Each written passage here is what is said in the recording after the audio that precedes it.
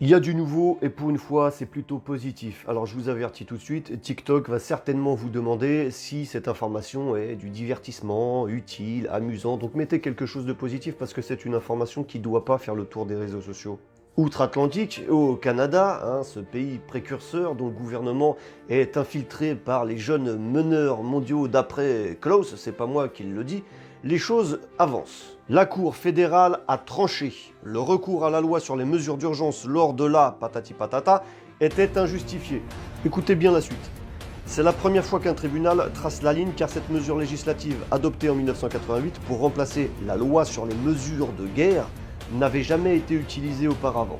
Le décret avait mené à la suspension de certaines libertés civiles, interdisant les rassemblements publics. Il donnait également des pouvoirs supplémentaires au corps policier et avait permis le gel des comptes bancaires des manifestants. Et c'est pas fini parce que dans le même temps, il y a d'autres mesures qui viennent d'être prises par les tribunaux concernant la même période. Le gouvernement a approuvé 11 millions de dollars pour les dommages causés par ce que vous savez et les décès. Ça date du 23 janvier 2024. Les familles qui ont subi des décès ou des blessures à cause de ce que vous savez se partageront 11 millions de dollars. 2233 demandes ont été faites, 1825 demandes ont été approuvées et 138 demandes viennent d'être approuvées pour paiement pour se partager la somme de 11 236 000 dollars. Alors, quand on sort sa calculette, ça fait 80 000 dollars par personne.